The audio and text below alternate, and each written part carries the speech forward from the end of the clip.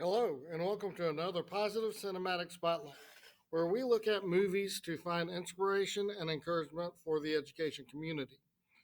It is December. We are moving ever so excitedly toward the winter holidays, Christmas, Kwanzaa, Hanukkah, and so we are looking at Christmas movies.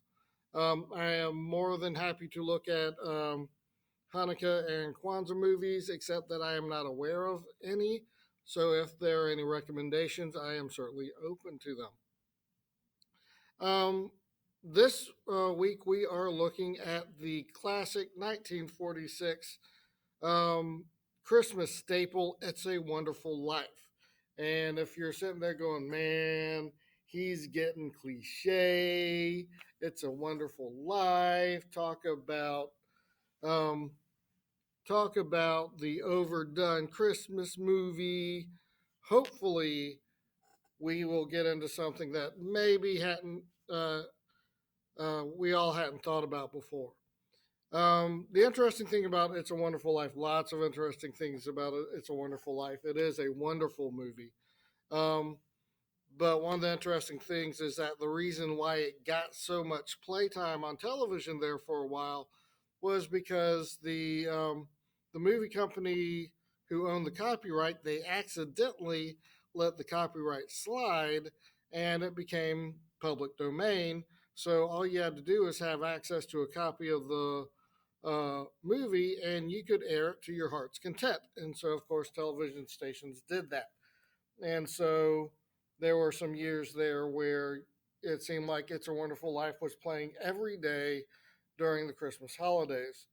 Um, that has, of course, hopefully you've noticed, slowed down, and it's not because of an oversaturation of the movie, and it's not because there are so many more movies now than in the 1974 when it happened, um, but because the copyright was reacquired, um, and now it's only aired a couple times during the holiday season.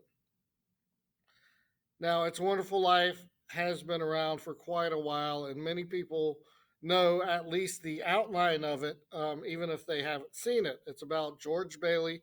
First, it's directed by Frank Capra and stars Jimmy Stewart and Donna Reed. Jimmy Stewart plays George Bailey, and the movie is about how uh, George Bailey, he's got a family, he's grown up in this small town his whole life. He's wanted his whole life to uh, get out of the town, to travel Europe, to go to college, get a good job, live in a larger town. But a series of events leads to him staying in the small town of Bedford Falls in charge of the housing and loan office, and that was run by his father, and he never gets the opportunity to live the life that he always wanted, and it's hard for him. He's got a large family, 5 children. Man, that's a lot of children. For those of you not in the know, I've got that many. Um, he's got 5 children. It's a small operation. His savings and loan, and so it's hard for him to make ends meet. And so things when the movie starts up, um, at that time, things are getting hard for him. Things are getting difficult, and things don't go his way. All right, and so he decides that everybody would be better off if he had never been born. Um, an angel is sent his guardian as his guardian angel to help keep George Bailey from committing suicide, trying to convince him that his life has value. And that's Clarence. And Clarence gets help from uh, those above It certainly implied that it was God directly being involved, but it's not entirely clear. Um, to show him what life would be like had he never been born. And he finds um, Bedford Falls in a dystopian type of um, reality. And through it, he learns how much value he has. And of course, it's a great movie to show how much impact we have. And it makes me think of my superintendent's one of her hashtags, one of her catchphrases. Dr. Melton frequently says, "Know thy impact." And of course, Clarence was there to make sure that he knew his, George Bailey knew his impact. And it would be easy to sit back and say, you know, and it's something I've said many times, that we are thankful, parents are thankful that you're here, that you're doing the work that you're doing, that you are having a positive impact on your students. And I certainly believe that. But there is more going on with It's a Wonderful Life than the fact that George Bailey has such a powerful impact on the town of Bedford Falls. And he certainly does. And it's a very positive impact.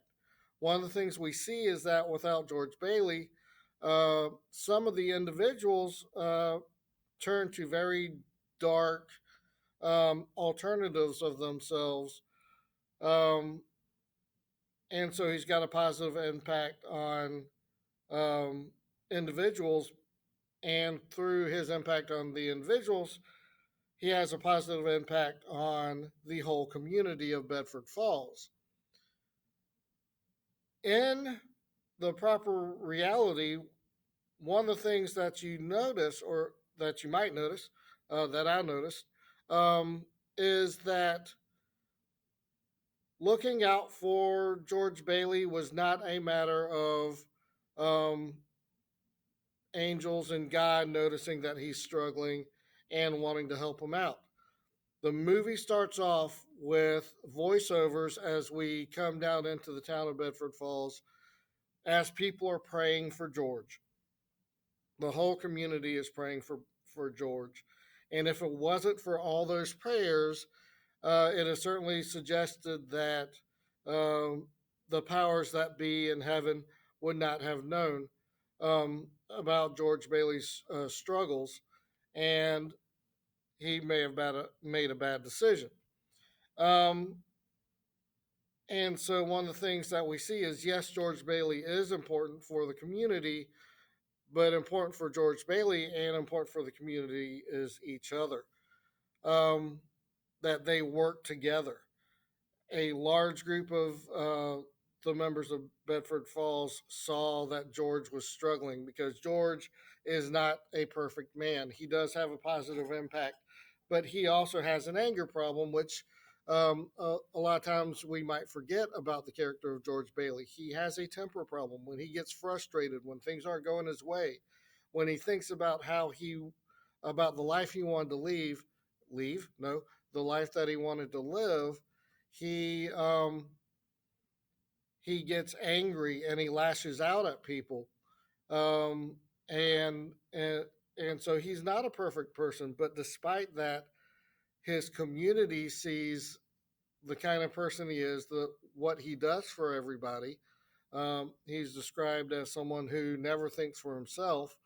Um, he's always looking out for other people before he looks out for himself, and and so when he's in need, they start praying for help for him.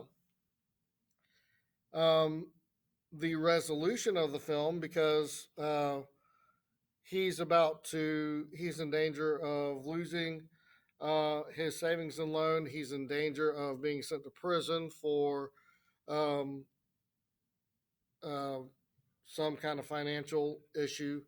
Um, hold on.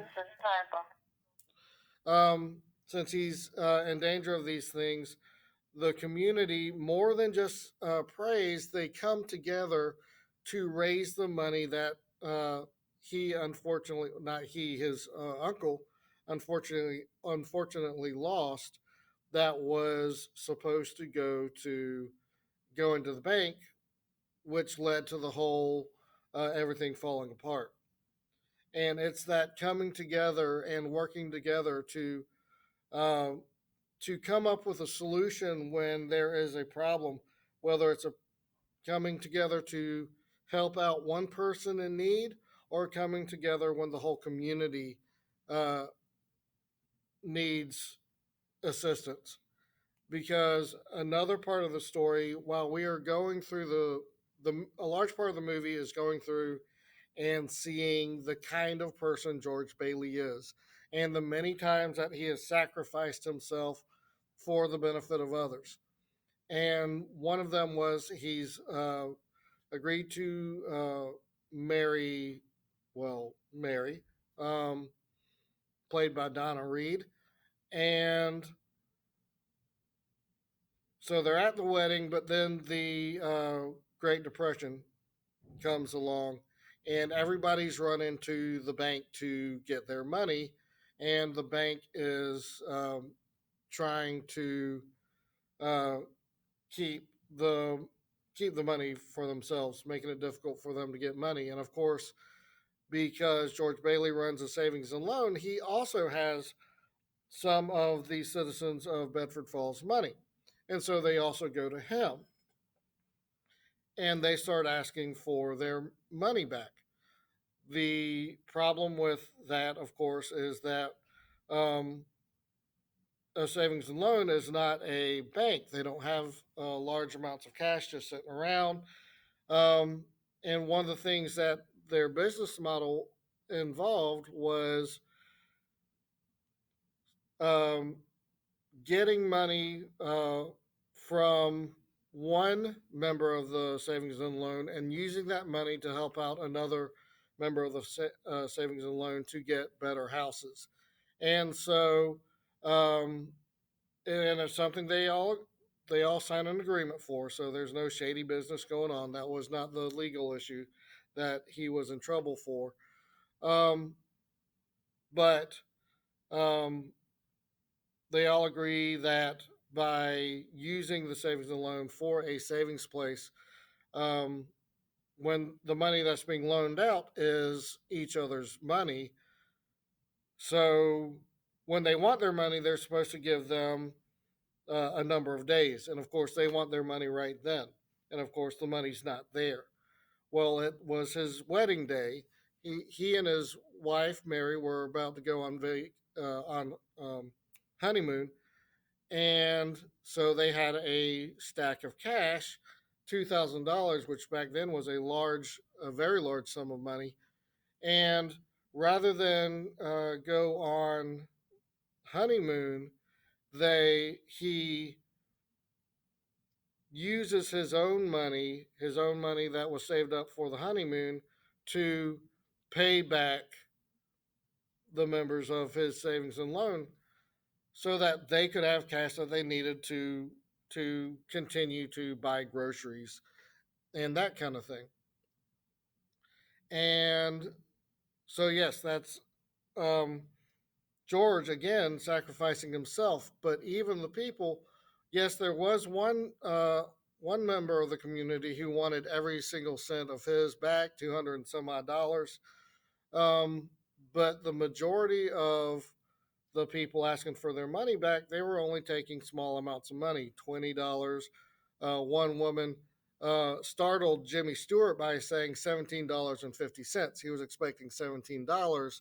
He was so he was so taken off guard by the unusual $17.50 that in the movie he kisses the woman asking for $17.50.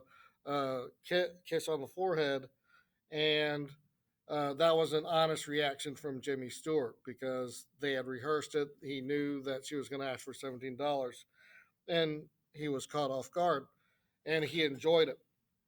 Um, and so the fact that many of the citizens were willing to take just a little bit just so that they can continue getting groceries until everything gets sorted out, um, showed how they were willing to work together as a community.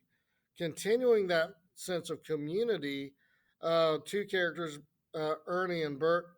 Yep, there is a debate whether or not the Muppets from Sesame Street were named after these two characters. It seems like a very strong coincidence for it to be not intentional, but um, those two, as well as other members of the community, come together to create a honeymoon type environment situation for them. So we see how the community of Bedford Falls comes together to support each other. Um, one, by working with George Bailey's um, savings and loan, knowing that the savings and loan is going to be using their money to help other people get houses, um, but also by coming together to help George. Now, the question becomes, how does this sense of community come about? Why was it so essential that um, George Bailey be there to create this sense of community? And one of the things we can see is that in the antagonist, Mr. Potter, that of course, um, his goal is to make money, and we certainly see him do some shady things. Um, but George Bailey is not the only one who stands up to to Mr. Potter, um, because of course George Bailey, as a child, learned from his father. Um, but of course, as often happens in these kind of movies, George's father dies, which is one of the elements that keeps George from being able to go live the life that he needs, a sense of responsibility. He could have, but he had a sense of responsibility to the town and to his father's legacy to remain on um, as the head of the savings and loan to keep Mr. Potter from shutting it down. But even then, it's more than just a willingness to stand up to a powerful, um, greedy individual. Uh, Part of it is actually, a large part of it is the sympathy and empathy expressed by George Bailey. Almost every step of the way, when he does something for other people, it is uh, because he thinks about how they are going to be affected. And yes, he does lose his temper, and he stops thinking about that, and he says things that we, as viewers of the movie, can sit there and go, "Oh, George, that's not a nice thing to say." Um, we can still see through sympathy because we know why he's reacting that way. We can sympathize with him or empathize. Sympathy gets a bad name uh, because it's often misdescribed as feeling bad for someone. But the only difference between sympathy and empathy is not being able to associate one of your own experiences as being similar. That doesn't mean that you still don't feel compassion for someone going through a hard time that you have not gone through. And so to reframe that misconcept of sympathy, do you ever thinking of how to define it, or if you ever encounter someone say, "Don't give me sympathy. I don't need your pity." It's not pity. It's not feeling bad um, for someone's situation. It is being compassionate about where they are coming from. You can be compassionate without having gone through the same thing. And see, I'm getting off topic. George Bailey did not go through everything that the people that he positively influenced in town, but he considered, if I was in that situation, how would I feel? And he treated people that way. And so that step of compassion is one of the things that helped create this sense of community. I guarantee that that savings and loan would not have been as successful um, if he did not uh, treat lead the business in a compassionate manner. Um, and of course, some people's lives in the movie would have been greatly altered if he was not compassionate. One of the elements involves uh, his childhood employer, a pharmacist, who makes a mistake with medication, and one of the one of the statements about George Bailey being told to Clarence, so that Clarence understands who George Bailey is that he never told anybody about that incident, suggesting, of course, that had people known, then the scandal would have ruined him. Um, but things had happened. It wasn't just a sloppy mistake, it was tragedy in the pharmacist's life that led to this mistake.